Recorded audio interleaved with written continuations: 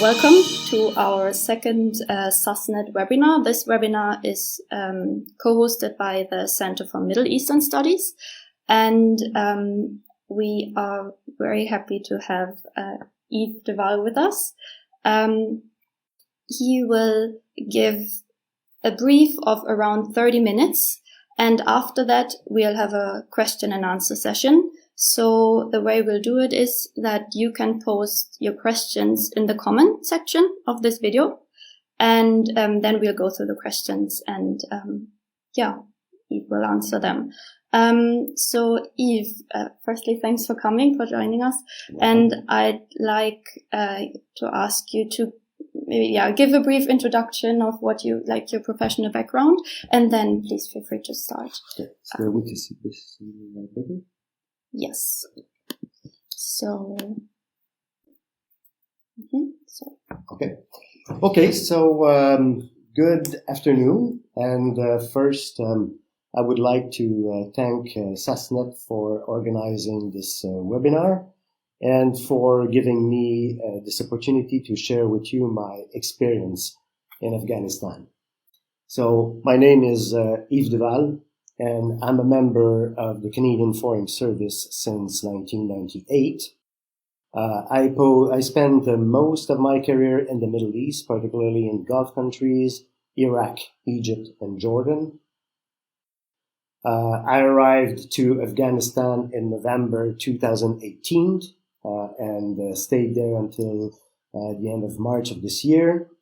This was my first assignment outside of the Middle East, and my first impression was that Afghanistan is as complicated as the Middle East altogether. My focus during my assignment has been on meeting with Afghans from political circles and from civil society. Because of heavy security restrictions in Afghanistan, I used to say that they were my eyes and my ears in Afghanistan.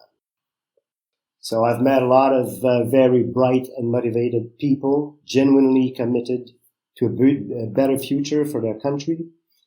They have my highest respect, consideration, and in many cases, sincere friendship. So this presentation is based on my views and do not represent those of the Government of Canada. I am currently on leave without them. During the course of this presentation, I will go over the main developments that occurred during my assignment in Afghanistan. I will then provide some personal observations on the US-Taliban agreement and on each of the parties involved in the peace process before drawing some conclusions. Then I will be available for your questions. So I arrived in Kabul on November 2nd, 2018. This was barely 2 weeks, 2 weeks after the parliamentary elections held on October 20th.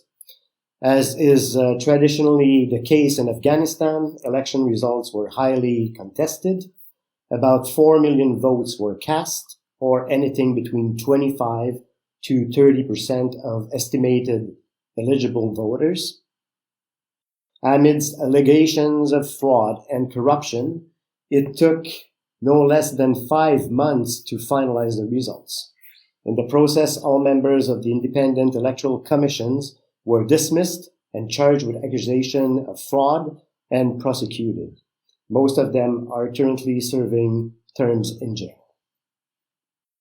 So parliamentary elections were to be followed by presidential election, initially scheduled for the end of April, but due to delays in finalizing the parliamentary elections and lack of preparedness, the presidential election was postponed first to July and then to September 2019. In parallel with elections, peace talks with the Taliban suddenly gained momentum in June 2018, following a 3-day ceasefire on the occasion of Eid al-Kabir, which marks the end of the holy month of Ramadan. So in the fall of 2018, direct talks between the US and the Taliban started taking place in Doha. Although progress was still limited in early 2019, the scheduled presidential election came to be seen as a potential obstacle to an agreement which would likely set the stage for the formation of a transitional peace government. The US and some Afghan politicians wanted to prioritize peace and to postpone elections after peace negotiations. Others, arguing that peace negotiations should be led by an elected Afghan government to preserve the legitimacy of the constitution. So in the summer of 2019, the US increased their efforts to conclude a deal before the presidential election. By early September, the signature of an agreement was imminent. The date was set and even the location, until President Trump suspended the talks following a Taliban attack which killed a US soldier in Kabul on September 5th, along with 11 people. The suspension of the peace talks cleared the way for the presidential election on September 28. Despite a relatively low level of violence, the turnout, less than 2 million votes, was the lowest in an Afghan election since the fall of the Taliban in 2001. Aside from an open threat of violence by the Taliban during the election, the fact that the election might have been postponed has likely impacted negatively on voters' participation. So, like in 2014, incumbent President Ashraf Ghani and Abdullah were the two top contenders, and both claimed victory long before the preliminary results were released. On December 22nd, and that is nearly 3 months after the vote, preliminary results were finally released, giving Ghani a narrow first-round victory with 50.64% of the vote, and the second place to Abdullah with 39.5%. So like in 2014, Abdullah claimed that the results were tainted with fraud and flooded the Independent Complaints Commission with thousands of complaints. After nearly 2 months of investigating complaints, the Independent Electoral Commission announced final results on the 18th of February, confirming Ghani as the first round winner. In a replay of the presidential election of 2014, Abdullah rejected the final result. On March 9th, both candidates held their respective presidential inauguration ceremony on the same day, at the same time, and barely a few hundred meters one from another. In 2014, the stalemate was resolved by the mediation of U.S. Secretary of State John Kerry with a compromise in the form of a National Unity Government, or NUG, which created the position of Chief Executive for Abdullah, a role similar to Prime Minister. The fact that the NUG was the outcome of a contested election and that it created a position that had no ground in the Constitution undermined its legitimacy. The NUG was mostly paralyzed by competing views between Ghani and Abdullah, an ongoing power struggle which in the end turned in favor of Ghani and left Abdullah marginalized and frustrated. Most Afghans are against another NUG to solve the current conflict between Abdullah and Ghani. Meanwhile, on the US-Taliban talks front, there was some development. In October, the peace talk slowly resumed. I remind here that it was after the talks were suspended by President Trump in early September. And then in November, an important development took place with the exchange of 3 high-profile Taliban detainees Anas Haqqani, brother of Siraj ad-Din Haqqani, the leader of the Haqqani network, Hafiz Rashid Omari, and Haji Milli Khan, who were exchanged for two Western hostages abducted 3 years ago, the Australian Timothy Weeks and the American Kevin King. So this measure was widely perceived as a confidence building measure that would pave the way for progress in the negotiations and eventually overcome the resistance of the Taliban to engage in direct talks with the government. By December, the main point of contention was a request by the US for reduction in violence agreement. At this point, there was still an expectation that a US-Taliban deal could actually bypass the presidential election and focus the agenda on the formation of a transitional peace government. So, in this sense, it wasn't purely coincidental that after months of stalemate, the IEC, or Independent Electoral Commission, precipitously announced the final result of the presidential election only a few days before the beginning of a 7-day reduction in violence, which, if implemented, and it did, were to lead to the conclusion of a US-Taliban agreement on the 29th of February. The deal was signed on February 29 in Doha by the Taliban head negotiator Abdul Ghani Baradar and by the special representative for Afghan reconciliation Zalmay Khalilzad in the presence of State Department Secretary Mike Pompeo. The agreement, which is called the Agreement for Bringing Peace to Afghanistan, contained 4 main elements. First, it contains a commitment by the Taliban not to allow any terrorist organization, including Al-Qaeda, to threaten the security of the US and its allies, and preventing them from recruiting, training, and raising funds in Afghanistan. Second, the agreement includes the schedule of a withdrawal over 14 months of all US and allies forces from Afghanistan, including non-diplomatic civilian personnel, advisors, trainers, and private security contractors. Third, the agreement provides for the release of 5,000 Taliban prisoners against 1,000 members of Afghan forces detained by the Taliban as a precondition for the initiation of intra-Afghan peace negotiation. Fourth, the agreement includes a commitment to lift American and UN Security Council sanctions against the Taliban.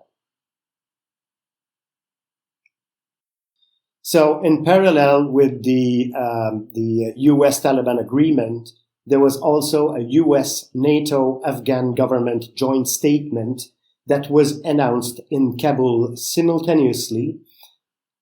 It was attended by the NATO Secretary General Jens Stoltenberg, the US Secretary of Defense Mark Esper, President Ghani, all of Kabul's political elite, and the international community. The statement insisted on the US and allies' commitment to defend the Afghan National Defense and Security Forces in conformity with the BSA, or the Bilateral Security Agreement, while clearly reiterating the 14-month time frame for the withdrawal of the US and allies' forces. The statement also underlined that troop withdrawal will only take place if the Taliban fulfill their commitments under the US-Taliban agreement. The joint statement reiterates commitment of all 3 parties for democratic norms, social and economic advancement, and the rights of citizens. There is no such mention in the US-Taliban agreement. And finally, the joint statement also includes, in the joint statement, the Afghanistan government agrees to engage in peace negotiations with the Taliban, and as a confidence-building measure to participate in discussions for the release of a significant number of prisoners on both sides. So what's interesting here is to note the difference of the language in the joint statement and in the US-Taliban agreement, which, as I remind you, calls for the release of 5,000 prisoners, Taliban prisoners, against 1,000 members of the Afghan security forces. So the language in the agreement is much more detailed than it is in the joint statement. So here I would like to provide some of my personal observation on the US-Taliban agreement. First of all, I'd like to say that there's an unbalance in the level of commitment of each party. The Taliban agreed to prevent terrorist groups from recruiting, training, and raising funds, which is somehow intangible and difficult to measure. On the other hand, the US is committed to a measurable timetable for the withdrawal of US and allies forces from Afghanistan, a reduction from 13,000 to 8,600 over 135 days from the signature of the agreement, and a complete withdrawal within 14 months. Second, while the Taliban have committed to refrain from direct attacks against US and allies forces, the continuation of reduction in violence beyond the conclusion of the agreement is subject to interpretation. The Taliban denied any commitment in this regard, although the success of the 7-day reduction in violence deal was measured overall against attack against US forces and Afghan forces. However, the Taliban stated that it only applies to attack against US forces. In fact, violence increased to pre-reduction of violence levels right after the signature of the agreement in Doha. Third, the terms of the release of the Taliban prisoner in the US-Taliban agreement are overly optimistic and disregard the jurisdiction of the Afghan government on the issue. And surprisingly, President Ghani rejected those terms as irresponsible and issued a decree setting his own conditions and timetable. The US-Taliban deal is not a peace agreement, but is a true withdrawal agreement. It is hoped that its implementation will pave the way to intra-Afghan peace negotiations, but without precluding the outcome. Even the US-NATO Afghanistan joint declaration is vague in this regard. Another point is that the terms of the agreement between the US and the Taliban are unrealistically optimistic. In fact, intra-Afghan negotiations were supposed to start on March 10th, following the completion of the prisoners' release. As of this day, only a few hundreds of the 5,000 Taliban prisoners were released, and the process will likely take several months to be completed. So the implementation of the US-Taliban agreement is already falling behind schedule, hindered by disagreement over the terms of the prisoners' release and the Taliban commitments on reduction in violence. The Taliban have not explicitly agreed to engage in negotiations with the Afghan government, which it has systematically referred to as an American puppet. In fact, the Taliban have rejected the 20-member negotiation team appointed by the government earlier this month and hailed by the US and Afghan political elite as representative of the Afghan society. An eventual intra-Afghan peace agreement would likely take few years to be negotiated and implemented, long after the complete withdrawal of US and allies forces. As US and allies forces pull out, the Taliban will be less and less inclined to compromise on the terms of a peace agreement and tempted to resume its military campaign to forge a favorable outcome. There is little indication that the US and allies would be willing to revert troop withdrawals for the sake of a better agreement for Kabul. Here's a few more observations on the US-Taliban agreement. First, the military balance on the ground will be affected. As US and allies forces pull out, the Afghan National Defense and Security Forces will lose airstrike coverage, which has been the main impediment to military progress for the Taliban. The US Air Force reported that it carried out more airstrikes in Afghanistan in 2019 than in the last decade. Manned and unmanned aircraft dropped 7,423 bombs in 2019. Finally, there is no mechanism to deal with the disputes over the implementation of the agreement. We're already seeing the impact of this as both the US and the Taliban are accusing each other publicly of failing to abide by their commitment, but there is no independent, neutral body to deal with those complaints.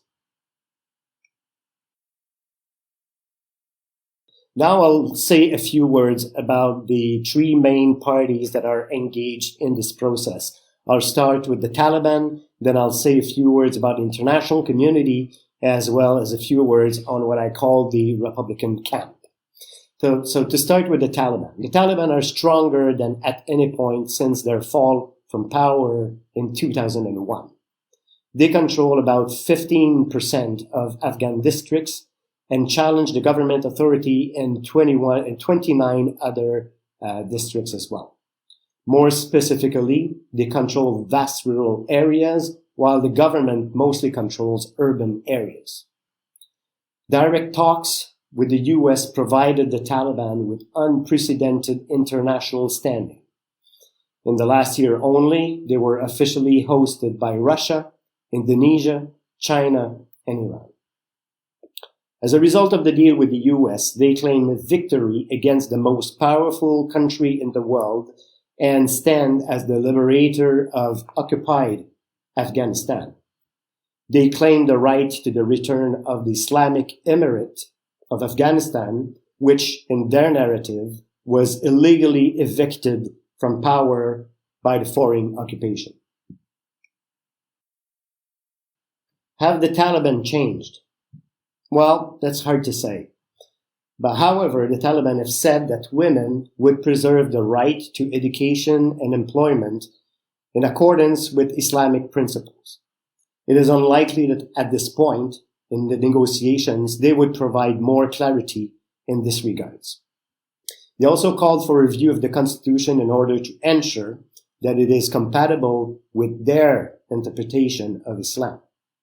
It is worth mentioning that the Taliban have always rejected democracy as a system that gives more weight to the people than to the words of Allah, as interpreted by the Amir al-Mu'mineen, which is the leader of the Taliban, of course.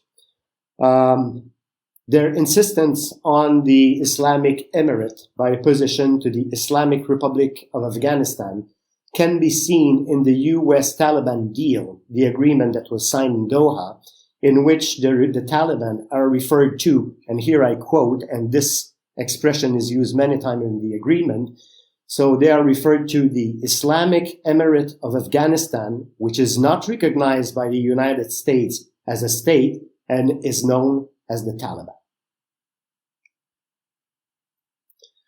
However, there are also some challenges for the Taliban.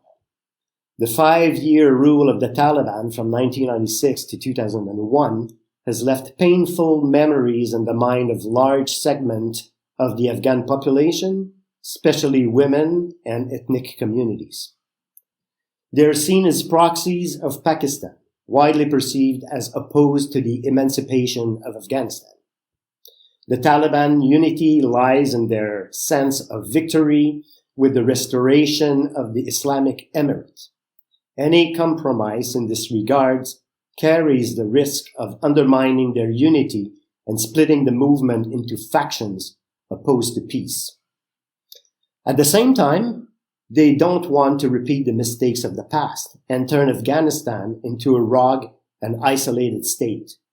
Afghanistan is currently dependent on international assistance to cover 80% of its expenses. Losing this assistance against uncompromising views would let the Taliban with little to show as a peace dividend and undermine any prospect of an eventual economic recovery. Now about the international community. After 2 decades of reconstruction efforts costing billions of dollars, there's a prevailing donor fatigue. Periodical reports of corruption is making it difficult for governments to justify such use of taxpayer money. There is an increasing feeling in the US that the Afghan mission is benefiting Europe more than the US, and it is a fact that is not reflected in the sharing of the financial burden of the mission in Afghanistan. The US also has an increased focus on its domestic agenda with the presidential elections scheduled to take place in November. So it should be added, though, that the focus of Islamic terrorist organizations have shifted towards Europe, particularly since the rise of Daesh. And nowadays, Russia, for that matter, is a closer and more meaningful target in the context of its involvement in Syria. The EU, for its part, is deeply concerned that another civil war in Afghanistan would push thousands of Afghan refugees to its border. Since the migration wave of 2015, the EU considers a massive wave of immigrants as a potential existential threat to its unity and cohesion, potentially leading to more Brexit. Now the Republican side. The Republican camp includes most of the Kabul-based political elite and warlords, and it coalesces on the red lines such as the preservation of the Republican nature of the state, democracy, human rights, and women's rights. While mostly agreeing on the substance and desired outcome, they disagree on the process. Starting with President Ghani, who wants the government to lead the process in order to preserve the legitimacy of the state and the constitution. This camp gathers the hardliners against the Taliban in Pakistan, such as Vice President Amrullah Saleh and the head of National Directorate of Security, Hamdullah Muhib. For this reason, the Taliban would likely prefer a non-government-led process and have repeatedly refused direct talks with the government, described as a puppet of the US. Ghani is also regularly accused of having surrounded himself with hyphenated Afghan bureaucrats, mostly from the Pashtun community.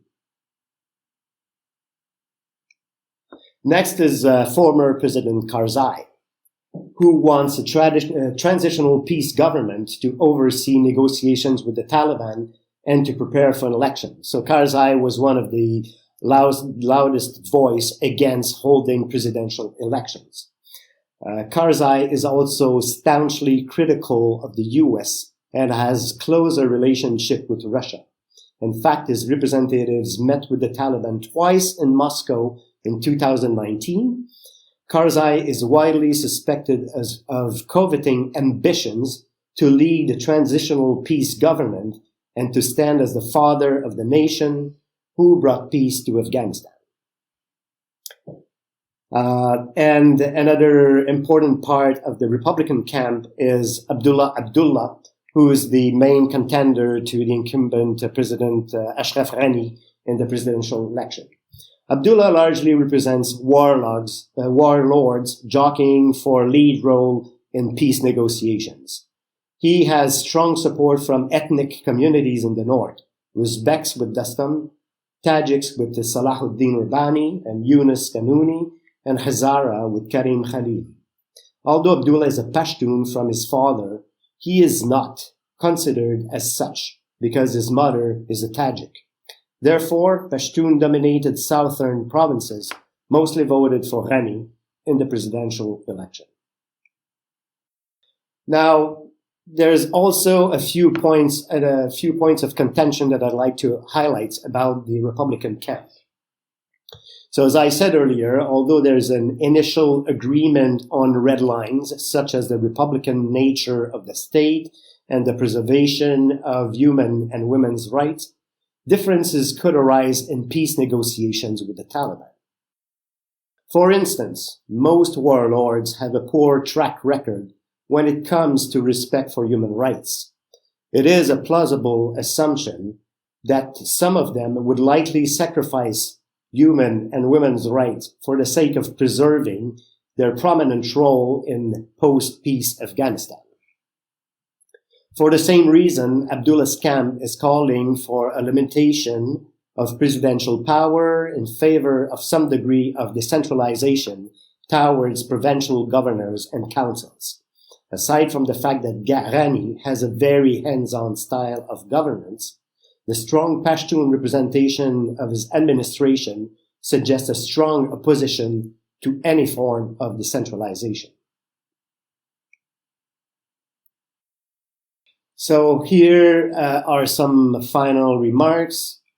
The whole concept of an Afghan peace process is based on the assumption that the Taliban agree to negotiate the terms of their reintegration in the Islamic Republic of Afghanistan. This is an assumption that would call for a high degree of modesty on the part of the Taliban and a strong authority to impose such peace terms to their rank and files without splintering their organization, and a genuine commitment not to resort to violence to shape the outcome of peace negotiation. In the context of an eventual integration of the Taliban in the Islamic Republic, it would be extremely challenging to recalibrate the power share of ethnic communities. Would the Taliban, for instance, represent their own entity or slide in as an international component of the Pashtun representation? Would the Taliban be represented by a non-Taliban Pashtun president, or would they claim a vice president of their own? Finally, on the Republican camp, I would say that this camp is in serious disarray. Undertaking peace negotiations under the current circumstances would be extremely harmful for them and play in the favor of the Taliban. So I would like to conclude this presentation by saying that Afghanistan is now at a turning point. The last decade has produced little to be hailed as progress. Corruption is endemic. Economic development is in stagnation. Democratic standards deteriorated election after election. The two elections held in 2018 and 2019 highlighted the failure of the international community in promoting democracy in Afghanistan for nearly 2 decades.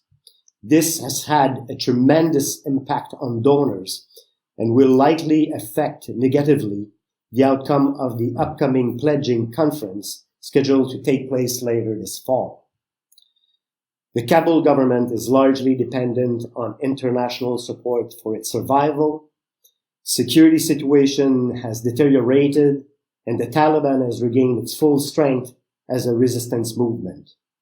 Frustration and donor fatigue has reached the point where the status quo is no longer sustainable. In this regard, the US agreement can be seen as an attempt to change the paradigm of engagement of the international community in Afghanistan. So thank you for your attention, and your questions are welcome. Great. Thank you so much. This was extremely insightful. Please comment your questions below. We will go through them one by one. We received a question yesterday, actually, via email, where someone was asking, or noting first, that based on some local sources, the Taliban put down arms after the US coalition invasion in 2001, and they declared the end of their government. So his question is, what are the reasons that they are reborn and that they are stronger than they used to be? Well, I would say that the Taliban were evicted from power in 2001, but they never ceased to exist as a movement and as an ideology. What happened after 2001 is that many of Taliban's fighters found some safe haven in different areas of Afghanistan. As I mentioned earlier, the Taliban control nowadays vast rural areas, whereas government forces are mainly controlling urban areas. Well, in 2001, I think that the U.S. and allies force made some inroads into chasing the Taliban from main urban areas and prevent them from retaining control over part of Afghanistan. But they were not able to entirely disarm them or neutralize them. And another factor is that a significant number of Talibans also found safe haven in regional countries and mostly in Pakistan. And so therefore, during the last 2 decades, they never gave up the fight.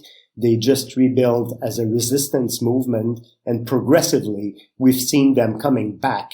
As of early as 2003, 2004, they were still capable of making sure that their presence was felt. And this has been a process that has been going on for the last 15 years. Thank you.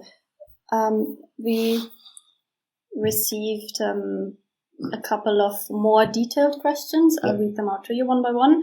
So, person is saying that the agreement does not explicitly put requirement on the Taliban for denouncing ties with Al-Qaeda, which was one of the main factors of the US entry to Afghanistan in 2001. And how do you see it, is the question.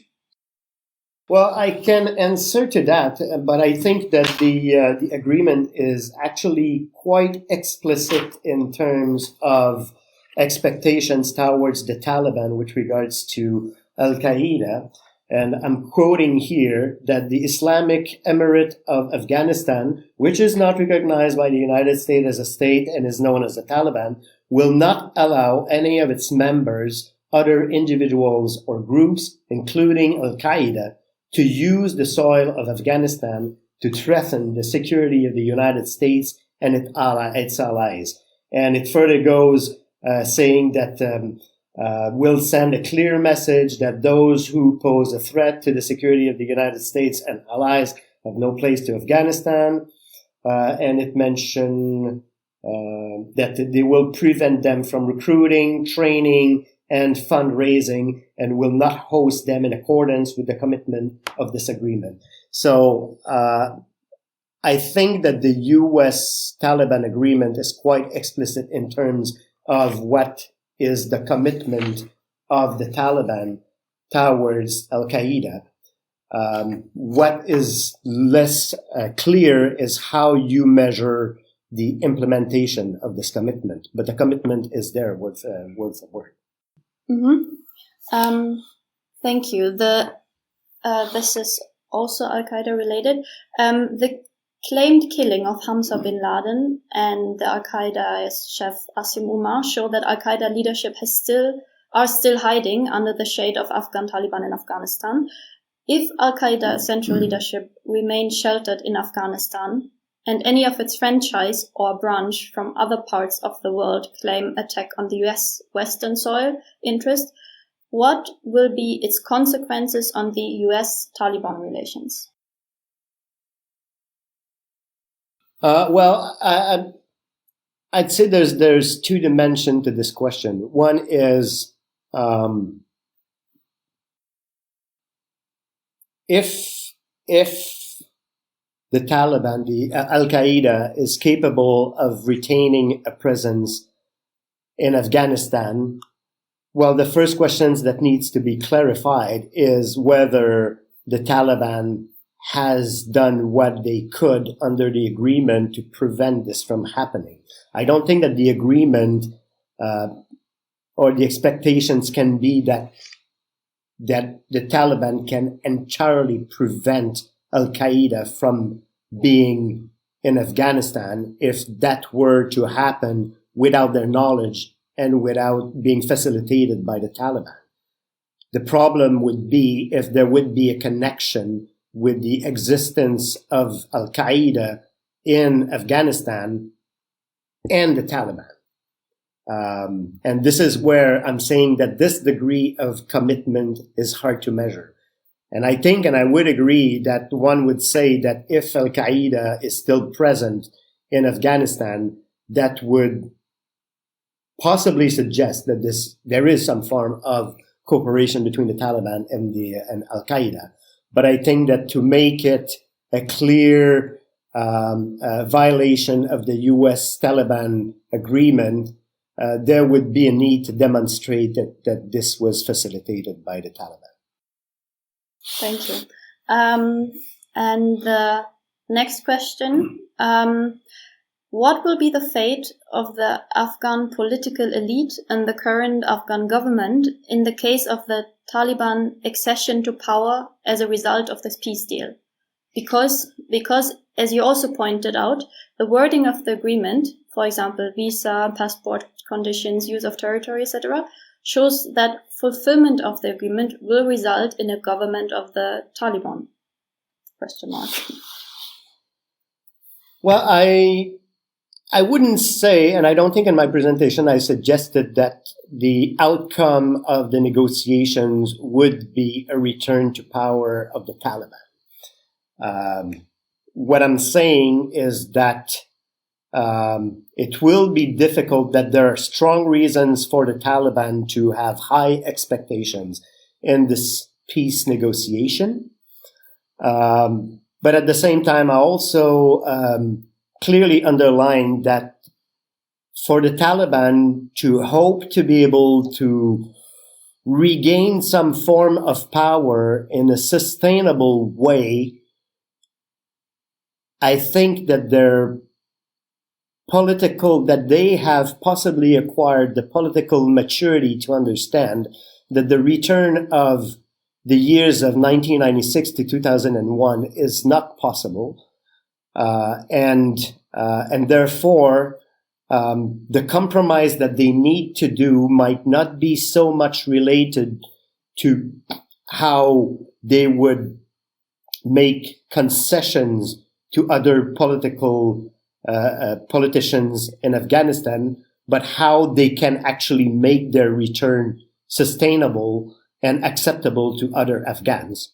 And of course, including the politicians. But I think that it's a question that the Taliban have to ask themselves. If you're asking me if a return of the Emirates in the fall of 1996 is possible in Afghanistan, my answer would be no. First of all, because it would not be accepted by a very important segment of the Afghan population, and it would not be accepted by the warlords. Let's not forget that the Taliban established their power in 1996, fighting against warlords. So if they were to make an attempt to bring back the situation of 1996 back again, I think that they would still face the resistance of warlord, and the context would likely be quite different this time.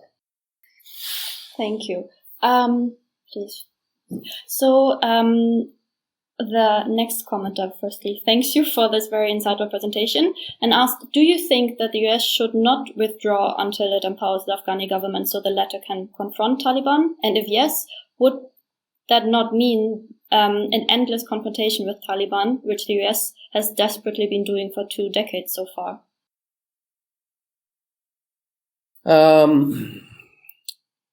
So, I mean, ideally, I would say that pulling troops at this moment entails a certain degree of risk. There's no question about that. The ability of the Afghan security forces to defend the government and to maintain government control in most urban areas is far from being proven in the context of a withdrawal of U.S. force and with the absence of airstrike coverage. So, yes, ideally, I think that it would be safer, possibly more responsible to withdraw in a context where we would reach this point. The question is, when will we eventually reach this point? If you had asked this question 10 years ago, we would have probably set an horizon, a realistic horizon, as 5 years from 2010, maybe 2015. But here we are, 2020, and we still don't see when this day is going to happen. And at the same time, as I mentioned in my presentation, there's clearly a donor fatigue, and there is a need for something needs to happen. And I think that every part in this equation needs to look at how things must be made different. And that includes the international community. That includes also what I described as the Republican camp. And at the light of what is happening today, with the current conflict that is ongoing between incumbent President Ashraf Ghani and CEO Abdullah, I think that that the full appreciation of the need to change the paradigm in Afghanistan has not yet been fully integrated. And you touched upon that before as well, but the second part of the question is also, if the peace deal proceeds, what will be the political future of the Taliban? Well, the deal, if we're talking here about the deal between the US and the Taliban, if the deal proceeds, what it means that the US and international forces will pull out. And it also sets the stage for an intra-Afghan peace negotiation process. Now, the political future of the Taliban, as well as of other politicians and Afghanistan as a whole, will likely be decided in the intra-Afghan peace negotiations. But if the question is strictly concerning the political future of the Taliban, I would say that the signature of the agreement in itself has been definitely a highlight of the political existence of the Taliban in the last decade.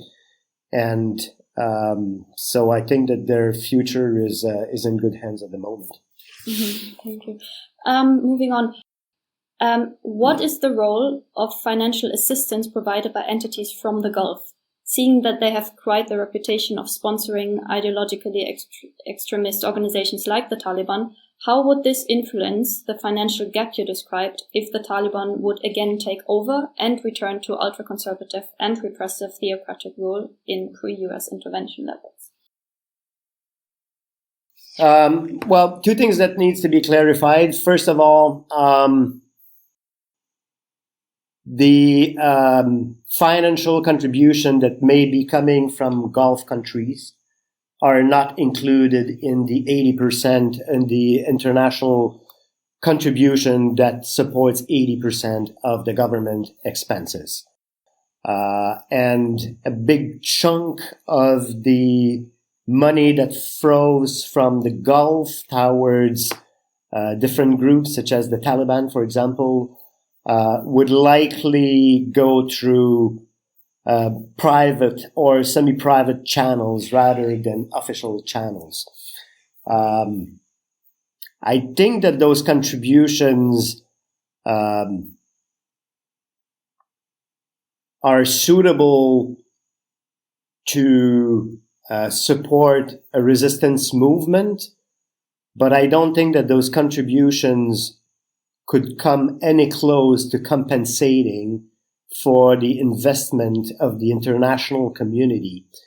And therefore, thinking that other sources of funding could provide the Taliban with financial means that would compare to what is provided nowadays, I don't think is possible.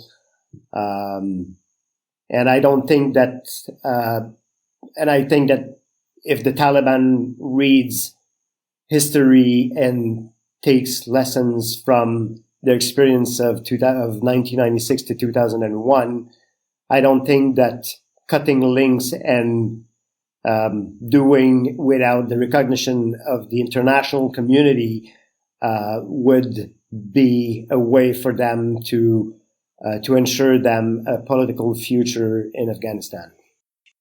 Mm-hmm. One more question. Was it a mistake to exclude the Taliban from the first Bonn conference, the Conference for State Building in Afghanistan? Well, it's been the question's been asked many times, and as we are now integrating them in the peace process in the form of this agreement, the temptation would be to say that the earliest would have been the better. I was in Afghanistan for 17 months. As of 2018 to late March this year. I was not there during the early days of the Bonn conference. I can imagine, though, that the ambience and expectations at the time were quite different than they are today. And as this explains that, then I suppose that that's why the Taliban were not integrated in the Bonn agreement at the time. And was it a mistake at the time? Well, I'll leave it to historians to answer this question. Okay. These are all the questions that we've received. Thank you very much for answering them. One more question about the carpet behind us. It's from Syria. Thank you. If there's no more to add at this point, I think we'll leave it at that.